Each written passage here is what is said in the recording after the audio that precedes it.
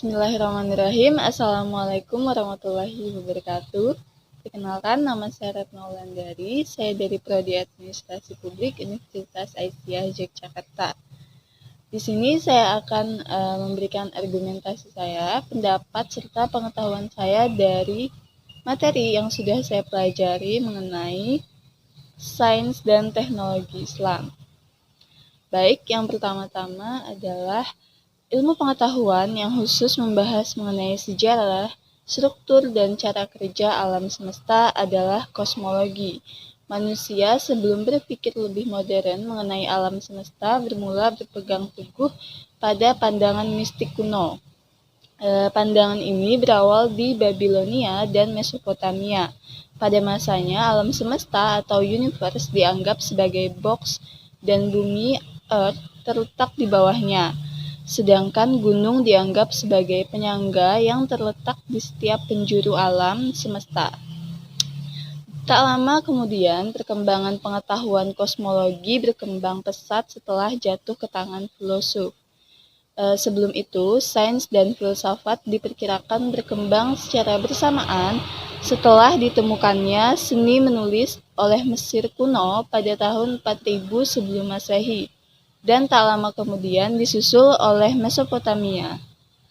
Meskipun Mesir dan Mesopotamia menjadi cikal bakal perkembangan intelektual manusia, kedua daerah tersebut belum mencapai perkembangan yang klimaks sebelum disempurnakan oleh Yunani dengan berkembangnya tradisi intelektual yang ditandai dengan filsafat dan matematika.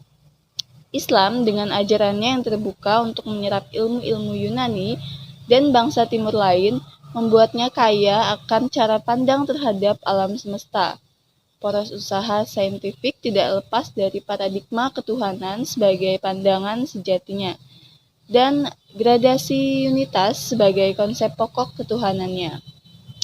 Seluruh usaha serta tujuannya berpuncak pada satu harapan untuk mencapai kebenaran ilahiyah sebagai manifestasi dari seluruh entitas alam semesta. Ini kemudian Capra atau sebut sebagai paradigma holistik, di mana sains dianggap sebagai sebuah kesatuan utuh, di mana seluruh sains memiliki interkoneksi yang kuat dan tidak terlepas dari prinsip kesatuan sumber yang diklaim sebagai Tuhan. Di bawah naungan inilah, sains Islam bergerak dan menunjukkan identitas aslinya sebagai sains. Permulaan sains Islam berawal dari penerjemahan besar-besaran yang terjadi di Gudinsapur. Hal ini terjadi ketika kota tersebut ditaklukkan oleh bangsa Arab pada tahun 638 Masehi. Penerjemahan tersebut kemudian membuat Islam kaya akan ilmu pengetahuan, sehingga menjadi pusat bagi penyebaran pengetahuan Yunani dan pengetahuan lain. Penerjemahan yang dilakukan tidak bisa terlepas dari peran para cendekiawan serta ilmuwan Yahudi maupun Nasrani, seperti Hunain bin Ishaq sebagai salah satu penerjemah Kristen terbaik pada masa kebangkitan sains Islam. 2 abad setelah program penerjemahan, sains Islam mampu menerjemahkan bahkan merevisi beberapa karya penting bagi kemajuan peradaban dunia seperti karya Plato, Aristoteles, Euclid, Archimedes, Hippocrates, Galen, Ptolemy, dan lain-lain. Keberhasilan atas penerjemahan tersebut akhirnya menggelimangkan Muslim pada beberapa sektor ilmu pengetahuan, di antaranya astronomi, matematika, fisika, kimia, dan kedokteran. Ilmu pengetahuan Islam semakin berkembang pada masa kegelapan di Eropa, di mana pada masa tersebut Eropa masih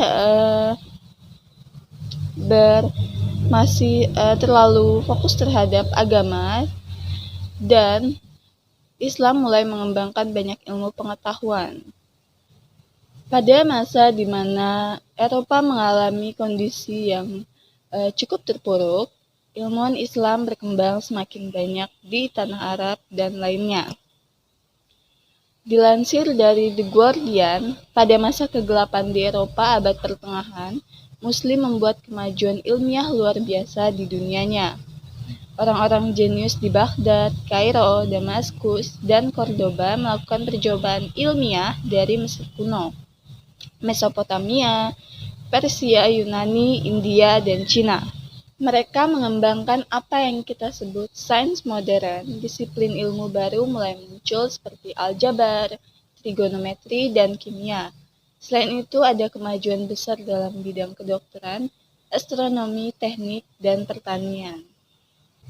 Kemudian, teks Arab menggantikan bahasa Yunani sebagai font kebijaksanaan, membantu membentuk revolusi ilmiah Renaissance. Antara penemuan para ilmuwan Islam adalah yang pertama, jam gajah. Inti pameran adalah replika tinggi 3 meter dari jam air abad ke-13 dan salah satu keajaiban teknik dunia abad pertengahan. Dibangun atau diolah oleh Al-Jazari dan memberi bentuk fisik pada konsep multikulturalisme. Jam itu menampilkan gajah India, naga Cina, mekanisme air Yunani, burung Phoenix Mesir, dan robot kayu dengan pakaian tradisional Arab. Mekanisme waktu didasarkan pada ember berisi air yang tersembunyi di dalam gajah. Selanjutnya, kamera obscura atau kamera obscura. Ilmuwan terbesar dunia abad pertengahan adalah seorang Arab abad ke-10 dengan nama Ibnu al-Haytham. Di antara banyak kontribusinya terhadap optik adalah penjelasan pertama yang benar tentang bagaimana visi bekerja. Dia menggunakan penemuan kamera obscura atau kamera lubang jarum di Cina untuk menunjukkan bagaimana cahaya bergerak dalam garis lurus dari objek untuk membentuk gambar terbalik pada retina. Yang kedua, penemuan peta dunia oleh Al-Idris. Rekaman 3 meter dari peta abad ke-12 yang terkenal oleh kartografer Andalusia Al-Idris tahun 1100 sampai tahun 1166 diproduksi di Sisilia. Itu dianggap sebagai deskripsi paling rumit dan lengkap tentang dunia yang dibuat pada abad pertengahan. Ini digunakan secara luas oleh para pelancong selama beberapa abad dan berisi deskripsi rinci tentang wilayah utara Kristen serta dunia Islam, Afrika, dan Timur Jauh. Kemudian penemuan selanjutnya mengenai perangkat cerdik Banu Musa bersaudara. Ketiga bersaudara ini disebut sebagai matematikawan dan insinyur di Baghdad, abad ke-9. Bukunya Book of Ingenious Devices yang terbit pada 850 adalah karya ilustrasi besar pada perangkat mekanis yang mencakup automata, teka-teki, dan trik sulap, serta yang kita sebut sebagai mainan eksekutif. Selanjutnya, alat bedah Al-Zahrawi.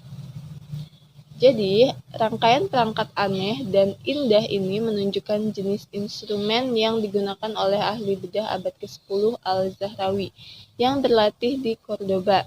Karyanya sangat berpengaruh di Eropa dan banyak instrumennya masih digunakan sampai sekarang. Di antara penemuannya yang paling terkenal adalah jarum suntik, persep kait dan jarum bedah, tulang belakang dan pisau bedah litomi.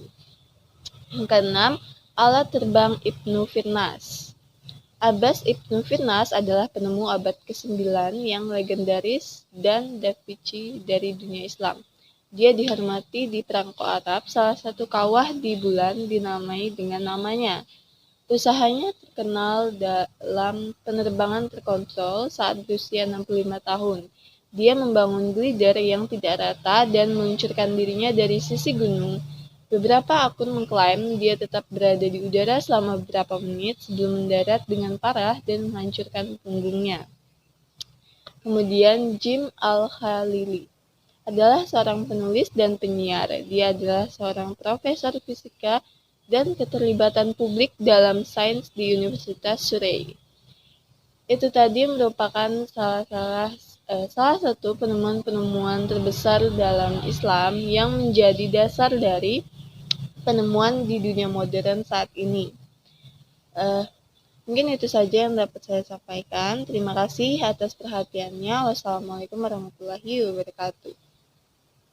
Yeah.